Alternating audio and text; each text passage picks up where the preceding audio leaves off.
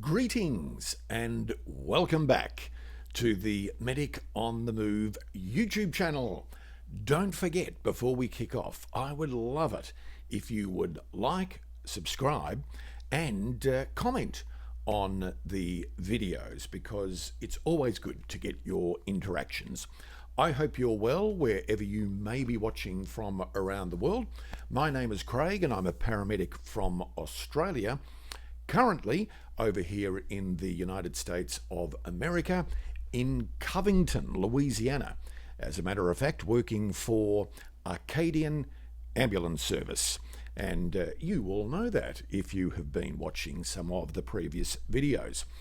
But today is a special day, or today is special, and yesterday was special because I was cleared to operate on independent duty as a paramedic, which means that I can now work independently or solo as a result of a fairly long process, which it needs to be, whereby as a paramedic you have to go and do the emergency medical technician course, then you do the paramedic course, then you do your clinical settings where you go to hospitals and you go and ride on the ambulance. After that, there is then a process whereby you will go to your area that you're working and undertake ALS orientation or advanced life support orientation, where you go through the procedures and the processes and the policies and the medications and really how things operate in the area that you're going to. And then after that, you go through a number of clearing shifts or clearance shifts, which is what I have just done. And what that involves is you ride on an ambulance, but you are the primary clinician, the person who is going and assessing and treating the patients.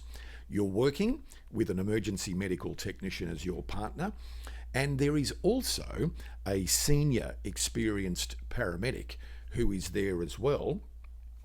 Their job is to just stay in the background, observe everything that is going on, and just make sure that you are following the protocols and the guidelines and treating the patients appropriately, ensuring that if all of a sudden you start to maybe wander off or get lost in the jungle of emergency medical scenarios, that they might just have a little whisper in your ear or give you the look, or give you a little jab in the back and just get you back on track. Failing that, what happens after every job, once you clear at the hospital, with the patient that is, then you'll have a bit of a debrief on, how did we go? Did I communicate well? What was my relationship like with the patient and the family, bystanders if they were there? And you do a debrief between the three of you, and it's all about evolving, developing, and learning, because it is out of all of the vocations or the careers that you can do, my opinion is that to operate as an emergency medical technician or a paramedic would be up in the most challenging, demanding jobs that anybody could do, because every time you go to a job and you're dispatched to a 911 call, you are walking into environments that are completely foreign, that have completely new people, personalities, and dynamics. And in one shift, you could literally go to 10 patients who are complaining of cardiac-related chest pain, but every single one of them will be presenting differently. Where they are will be a different environment. They might be in a restaurant. They might be in a car park. They could be in their bedroom, in the lounge room. They could be out in a gym doing exercise. And that's the challenging thing to be in EMS, is that you have to be so adaptive. So adaptive. You can't be locked in to any particular way of approaching each environment. There are structured approaches in terms of how you will assess and gain information and how you might approach your treatments, but even they have to be agile as well. And so it's challenging. And the thing is that once you are cleared as a paramedic and you're operating independently, then all of a sudden you are expected to be in control, in command of the situation, managing the dynamics and the bystanders and the people around you, managing, of course, the patient, who is number one, access, egress, what drugs I'm going to use, what procedures we're going to, all of this is going on. And on occasions, in those really high pressure situations, there's a lot going on, and everybody is emotionally caught up in the incident and involved, and their hearts are running at 8 million miles an hour, and so is ours. But we've got to learn to be able to control that. And of course, it comes with time. I've spoken to paramedics here and in other countries, and particularly back in Australia, who have been in the job for 30, 40 years.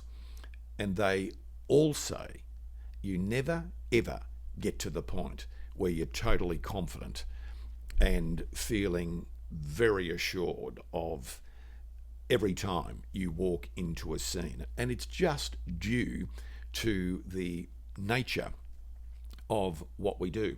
And maybe a pilot would say the same thing, who's been flying Airbuses for 30 years. Every time they take off or land, there's probably so many variables. They're never ever the same. And that's the challenge. And it's also the appeal of working in these high risk, high pressure environments. So let's just look at it. If I break down what makes it so challenging, it's being able to keep a deliberate focus despite what's going on around you, to be able to maintain a focus and not get caught up on the emotional roller coaster that is going on. You have to detach emotionally from what is going on, but you've still got to be engaged, you've still got to be empathetic, and you've still got to provide that support, but you can't afford to get caught up on that wheel. Otherwise, things will go south pretty damn quickly. So you've got to establish what's happening, why is it happening, and what has caused it. What's wrong with the patient is what I'm talking about. So what's happening? I mean, what's happening with them?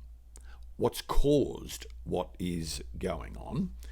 And where are they? What trajectory are they on? Are they getting worse and worse and worse pretty quickly? Are they sort of stable and holding their own? Or maybe they might be just merely by the fact that you've walked through their front door. Some people will often say that I feel better. And you can see it sometimes, that sort of calm comes into the environment when you walk in, and they just feel like somebody is here to look after me. As all of this is going on, you're interacting with the patient. There might be firefighter EMTs who have responded, or police, and they might be there before you. You've got to interact with them, interact with the patient, family, get caught up in it as well, and everybody is talking. And you're talking to your partner, asking if they can do this, that, and the other for you. And principally, your job as a detective really is to piece all of these bits of independent information together and make sense of what is going on. Get a story in your head of what's happened, what's going on, how are they, what is their medical history, and then you have to make a decision at the right point on where am I going to intervene and what am I going to intervene with. And all of those things, those 4 or 5 things I just mentioned, sound so linear and easy to talk about them, but in the chaos of some environments we go to, that is not very easy.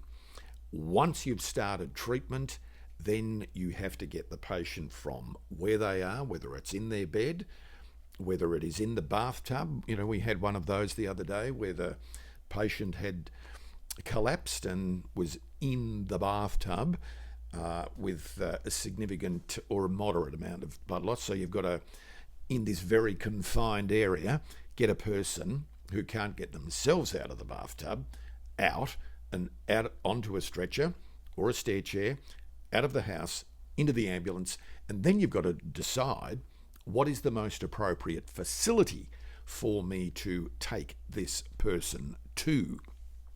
So all of that's going on, and that's what makes this a difficult and challenging job. However, that's also the appeal of for the sort of personality where, for myself, I like being under that pressure. I thrive being under that pressure, and a great deal of satisfaction comes afterwards when it all goes well. Not that it ever all goes well, because of the nature of the job. Perfection is just not something that is in this game or this vocation. And it was interesting, the other day we took a patient who was critically unwell to hospital, and on this particular occasion, because I was still doing my clearing shifts, there were 3 of us, and lots is happening. But under normal circumstances, there would have only have been 2 of us. So for me, from next Tuesday, it will be myself and an EMT, emergency medical technician. Once you do all of those things I was just talking about and get the patient in the back of the ambulance and you head off to hospital, the EMT is driving and the paramedic is in the back solo, having to do all of this treatment under great pressure with somebody who is critically unwell. And then you arrive at hospital and you go into the emergency room or emergency department. And on this particular occasion, with this patient, yes, we had 3 because I was doing my clearance shift, but under normal circumstances, it would have been 2. And when you go into that big trauma cubicle, there were 15 anaesthetists, emergency physicians, nurses, support people, all around the patient, as there should be. But it just made me reflect on the fact that, and that was mayhem, organised mayhem, but 15 people all around the patient with all of the equipment and good lighting and the patient at the right level and benches and everything at arm's reach. It did make me reflect on how difficult it is in EMS when there is either just the 2 of us, maybe some firefighter EMTs there to help, in an environment that is unfamiliar and all the dynamics that are going on.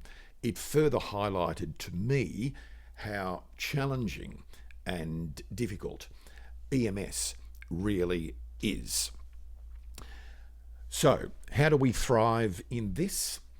In my opinion, which is early on in my career, even though I've been in emergency management for over 3 decades and have had a previous amount of time in EMS, the key, I would say, to all of this is emotional stability.